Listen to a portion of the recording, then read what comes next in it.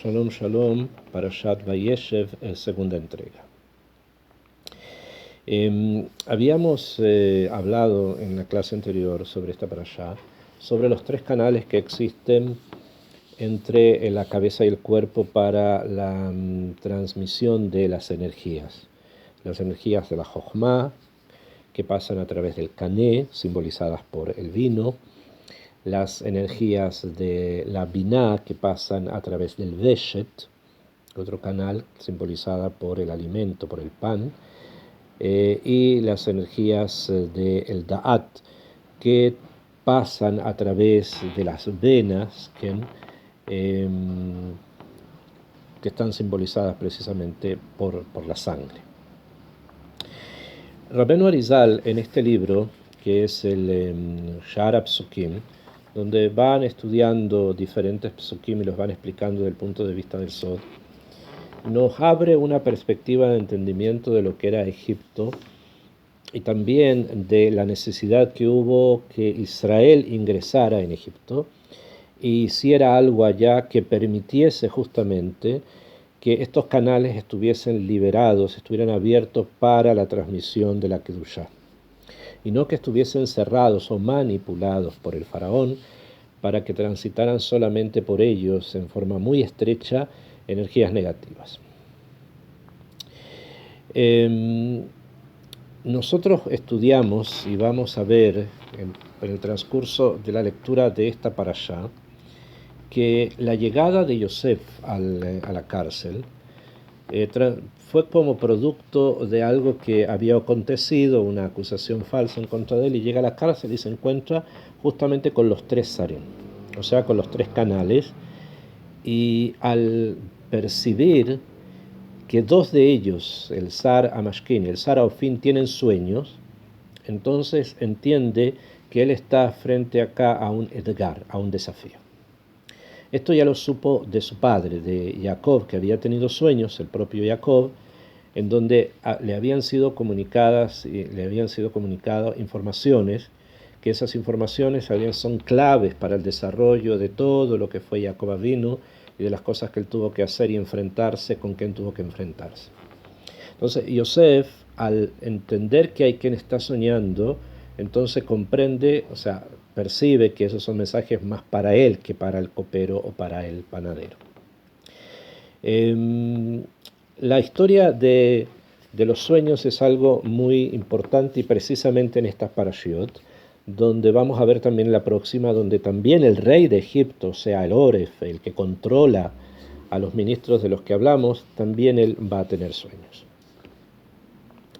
Pero, ¿qué es la imagen o cuál es la imagen del faraón y cuál es la imagen precisamente del garón, de la garganta, en este proceso, o en este mundo espiritual, en esta realidad espiritual de la que estamos estudiando? El tema se enraiza obviamente hay que empezar por algún lugar, ¿no? Aunque esto es previo, pero se empieza normalmente a estudiar desde el pecado de Adán y de Javá. Ellos, cuando pecan con el Etz Ada'at Tov Vara, había un árbol que era el árbol del conocimiento, Da'at Tov Vara, de lo bueno y de lo malo, su pecado crea una realidad. Esta realidad es la realidad de la tergiversación del Da'at, porque precisamente ellos pecaron con el Da'at, y por lo tanto lo que surgió de ahí es que el Da'at fue tergiversado, o aparece con una construcción humana un Da'at equivocado, un Da'at errado, o como conocemos el Da'at de la Klipa, el Da'at de la impureza, del otro lado, del lado obscuro de la fuerza, como lo llamamos muchas veces. Y allí se forma otro Adam Rishon. Este Adam Rishon es todo Da'at, pero todo Da'at impuro, o sea, todo Da'at perturbado. Este Da'at perturbado va a ser conocido como el faraón de Egipto. Él es el paralelo en el lado oscuro de Adam Rishon, que al volver en Teshuvá y después comportarse mejor y tratar de adquirir más Kedushá, y así también sus descendientes en la medida de lo posible, corrigió muchas cosas que, había, que había perjudicado antes. Pero en el lado de la oscuridad queda una dama rishon distinto, diferente, que ese es el ese es el faraón de Egipto. Su cultura, lo que él es, lo que representa, su jochma, su sabiduría, las cosas que él quiere alcanzar, todas surgen del da'at de la klipa. Y su cultura, su imperio, que llega hasta nuestros días, y lo podemos observar fácilmente, la influencia de Egipto, del Da'at de Egipto, que es el Da'at de la Klipá, está incluso hasta nuestros días. Entonces, esta cultura, este orden mundial con el cual el faraón conquista el mundo entero, como dicen nuestros sabios, él era prácticamente el rey del mundo en aquellos momentos, se desplegaba a partir de un Da'at impuro que controlaba la Jochma y la Binah. Y para que estas fuerzas, estos canales, Jochma y Binah, y el Da'at también, obviamente, pudiesen transmitir Kedushá, se necesitaba hacer un tikkun, o sea, corregir, o sea, abrir, cortar la influencia del faraón en estos lugares, en la Jochma, la Binah y el Da'at. Y esto está representado por personajes que los estudiamos acá en la Parashá. Uno era el copero, otro era el panadero y otro era el verdugo. Llega Yosef a Egipto y si bien sabe que hay un plan divino por detrás que lo está manejando, que lo está llevando a hacer cosas, es en este momento y en estos pesukim que se da cuenta exactamente qué es lo que él tiene que hacer. Él tiene que eliminar a estos tres personajes. Tiene que eliminar al copero, al panadero y al verdugo, para que de esa manera estos lugares que estaban controlados por el faraón queden libres para que se comunique la Kedushá, y en el futuro esa libertad va a permitir la entrega de la Torah a Israel y obviamente el Tashtit para la corrección final de toda la humanidad y de todo el cosmos. Yosef solo no lo va a hacer, se va a necesitar después la llegada de otra persona que es Moshe, así como antes de Yosef estuvo Abraham. O sea, todo comienza con Abraham, después va a seguir con Yosef y ahora continúa. Ahora estamos estudiando con Yosef, en el futuro vamos a ver cómo esto también se desarrolla con Moshe Rabbeinu, Aarón y Miriam. En este momento es Yosef, y Yosef ve delante de él lo que él tiene que hacer: eliminar a estos personajes.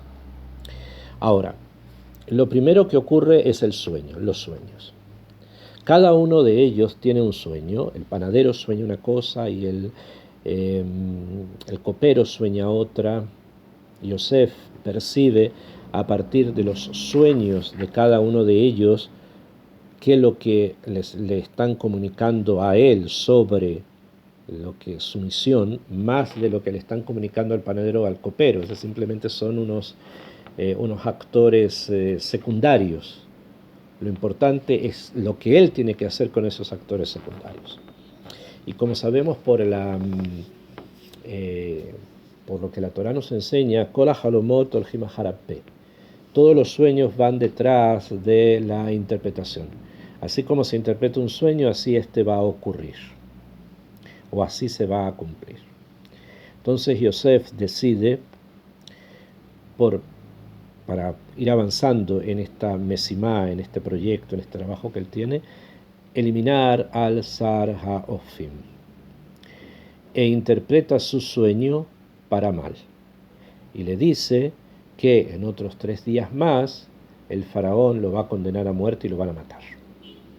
Esto él lo entiende del sueño donde se ve unos panes sostenidos por alguien y que vienen unos pájaros y se los comen, y Yosef entiende que los pájaros solamente vienen cerca de un cuerpo cuando este cuerpo está muerto, pero si la persona estuviese viva, los pájaros no se acercarían a quitarle nada.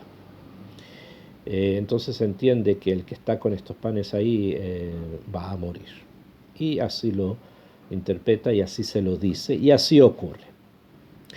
Hay mahlokot entre los sabios qué fue lo que soñó cada uno, si fue el copero el que soñó lo de sus vasos, las vides, etcétera, si fue el panadero lo que soñó sobre los panes o fueron los sueños intercalados. Para nuestro tema no es tan importante. Lo importante es que el sueño que representa al Sar Aofim y a lo que el Sar Aofim representa, que es la biná de la clipá, ese Sar desaparece y la biná queda liberada.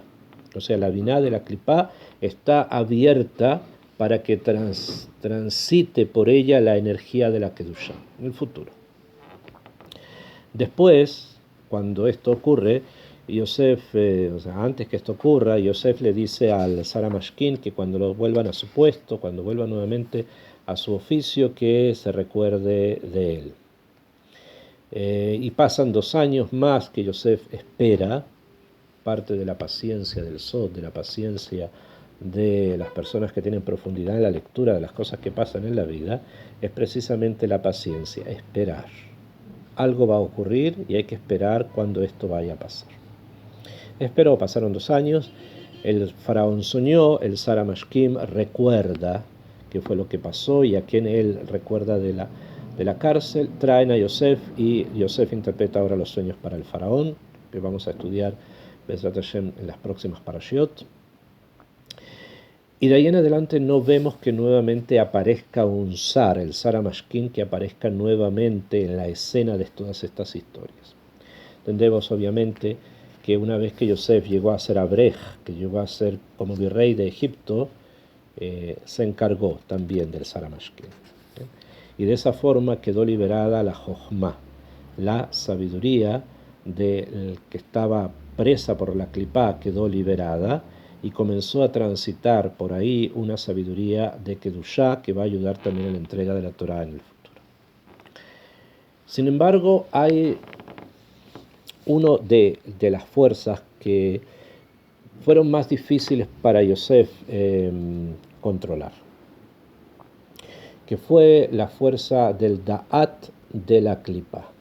Porque el Da'at de la clipá es lo que creó la Jochma de la clipá y que creó la Biná de la clipá. O sea, estas sefirot apresadas por la impureza tienen lo que los apresa, están precisamente metidos en esa Da'at de clipá, que fue lo que surgió como consecuencia del pecado de Adán y de Jabá. Entonces, esto es más difícil de poder romper. Ahí se necesita hacer un tipul shoresh, o sea, hacer un tratamiento de conducto, ir muchísimo más a fondo, y esta vez hay que atacar al faraón y al Sar HaTabajim, porque ambos representan una misma esencia. Dicen los Jajamim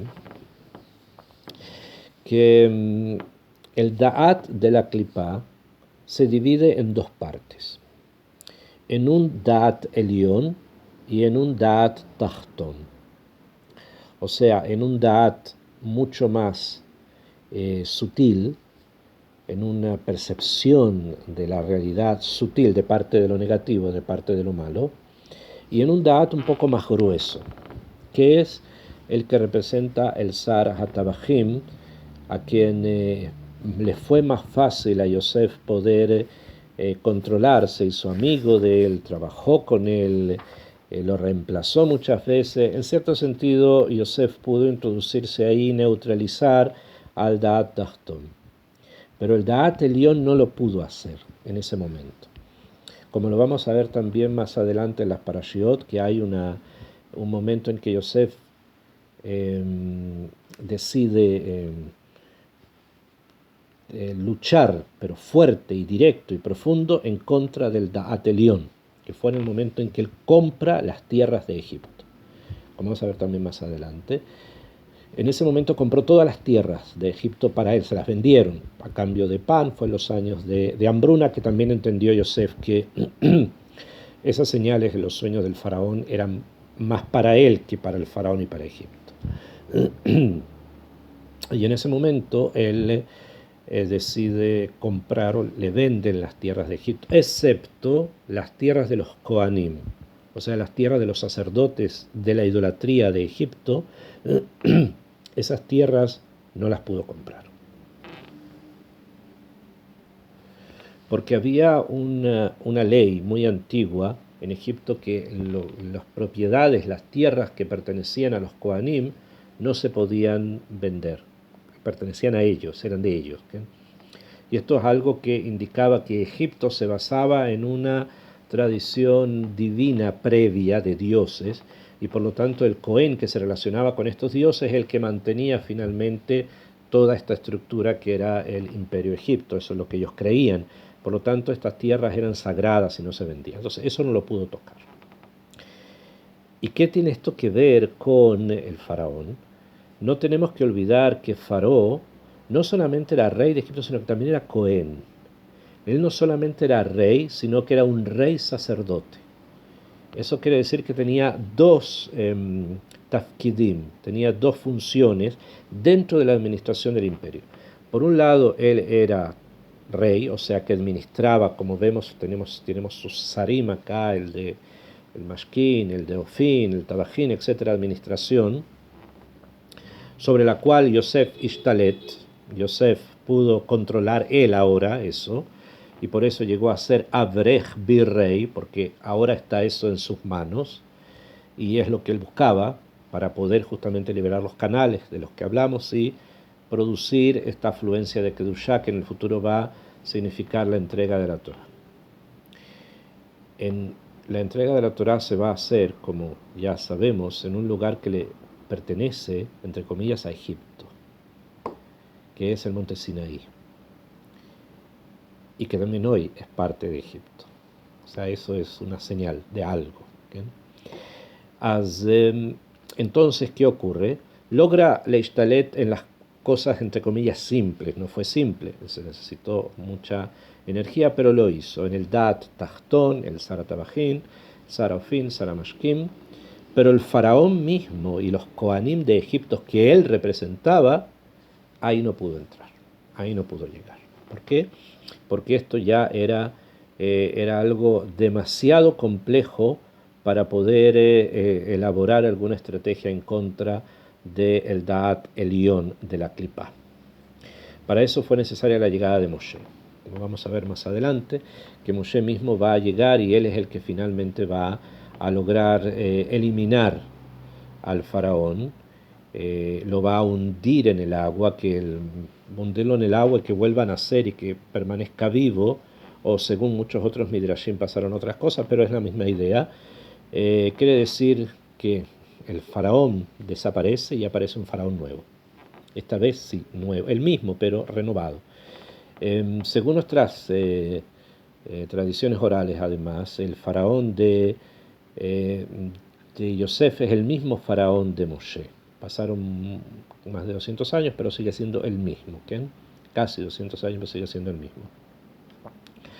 Y nos vamos a, después, en el libro de Yoná, vamos a encontrar también a Yoná llegando a Ninvé, donde reinaba el mismo faraón que había estado en Egipto, en el Egipto de Moshe y en el Egipto de Yosef también. Entonces es una cadena que hay que explicarla en varios de esos puntos. Pero volviendo al tema central, que es el tema de Yosef en este momento en Egipto, Rabbeinu Arizal agrega que dice así: Benimtzá, resulta entonces de lo que hemos estado estudiando, de lo que hemos estado hablando, Benimtzá, que Shlosha Sarim, los tres ministros de los que hablamos, Elu, Hem keneged Shlosha hamochim atzmam dekatnut achar sheyardu bagaron. Tienen un shoresh en la Kedushá que se perturbó con el Het de Adán y Javá, como ya hemos hablado, y estos se refieren a tres mojim, a tres cerebros que bajan y que quedan agarrados en la garganta, en el garón. Es una forma metafórica de decir que quedaron apretados en un lugar que es angosto. En hebreo angosto se dice tzar. El lugar angosto, meitzar. Mitzraim viene precisamente de la palabra meitzar, que significa lugar angosto, que es donde quedaron apresados los mojim, que se perturbaron por el Het de Adán y de Javá. Besham Hasim Bahem, y allí fueron atrapados. Belajen Nikrain Sar, también por este motivo se llaman Sar, dice Rabbeinu Arizal, Kiot Shim, porque la letra Shim, Hi Elokim Bemilui Yudim, porque es la palabra Elokim Bemilui Yudim, Behu Begematria Shim, trae cosas que tienen que ver con la gematria, Behu Beginat Apanim de Elokim. Está hablando Rabbeinu Arizal acá que el hecho de que se lleguen a este lugar y tengan una cierta preeminencia, que se llamen Sar con la letra Shim, es porque de alguna manera tienen un cierto poder, que es el que hablamos, que se refleja la palabra Sar, y que habíamos preguntado en la entrega anterior, ¿cómo es posible que un panadero pueda ser denominado ministro o un copero ministro? Porque simplemente eran ministros, como dije, o de Hacienda, o de Economía, o de Justicia, etcétera, etcétera. O sea, había una relación con la palabra Elohim, que en hebreo significa poder, ¿okay? O sea, poderes, Elohim. Y por lo tanto, él era difícil a Yosef poder llegar allí siendo simplemente un Nahar Ivri, como dicen en algunas partes, que era un joven que lo habían traído de la tierra de los hebreos. Para eso necesitaba llegar a un nivel mayor, y ese nivel mayor se lo dio el hecho de que él llegó a ser virrey de Egipto después de la interpretación de los sueños del faraón. Para completar este tema, leemos en el Pasuk Dalet, de los Psukim que nosotros leímos en el Perek Mem, capítulo 40, leímos el Aleph, Bet, Gimel y ahora el Dalet, que dice, Baifkot Sarat Abahim, y Pakad, o sea que él dio una función, el Sarat Abahim, el verdugo, que et Yosef y